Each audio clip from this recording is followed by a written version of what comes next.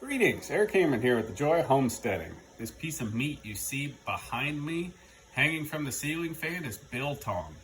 Biltong originates out of South Africa. It's a meat that is cured and then air dried, and it's not cooked whatsoever. No heat's ever applied to it, so it's not like a jerky at all.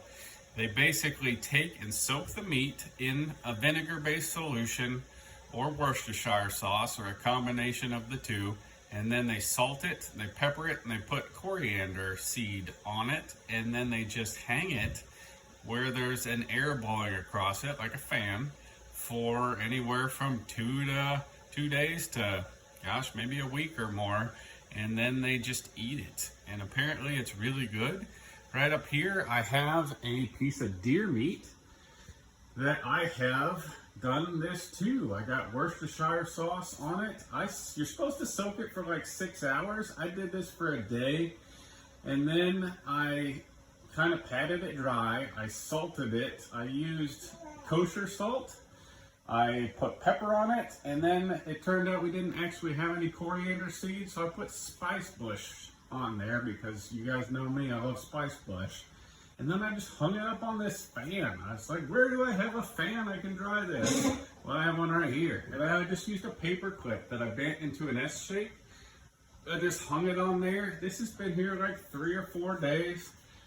And the fan's been on and it's been blowing. And I'm gonna eat this later. We're gonna see what this is like. This is my first time trying biltong, and I'm excited about it. It actually did not drip very much. It dripped one time the first day, and that was it. I'm not sure my wife is super happy that I have this piece of meat on the fan. Talking to my neighbor about this, he said that, in the last 50 years, that's when we really started refrigerating meat. He's kind of an older guy, and he's kind of lived pretty poor most of his life, and he acted like, they never refrigerated meat. That was kind of an unheard of thing. You didn't just go down to the hardware store, buy you a new freezer, and then plug it in and freeze all your meat. You cured it, you hung it to dry, you smoked it, you did all of these alternative ways of preserving meat, like canning it, and that's just what they did.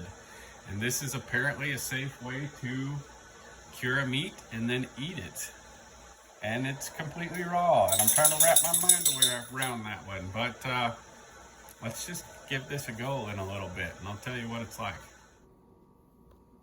All right, guys, here's some of my biltong I made. Look at that. It's really dark on the outside, really soft in the middle. It's very firm on the outside, and yeah, I'm gonna try this. I'm gonna eat it.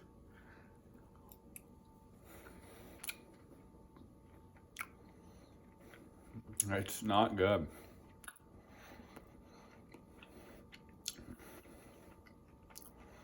Pretty spicy. I put too much pepper on it. You know what? No, maybe it is good. It's really interesting. I guess in my mind, mostly it's getting over the fact that I'm eating raw meat.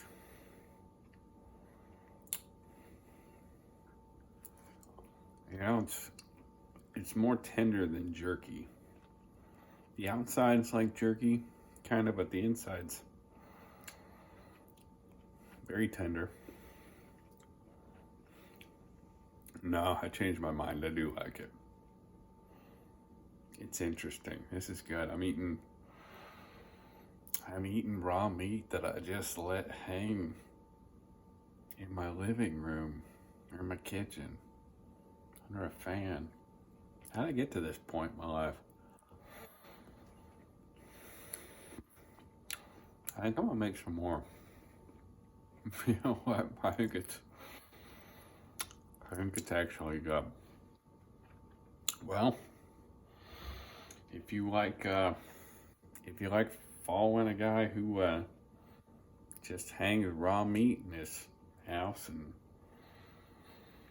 room temperature, blows the ceiling fan over it. Tells you how to do it. It's it in front of you. And hit the subscribe button. You should make some biltong. What a strange thing. We'll see you later, guys.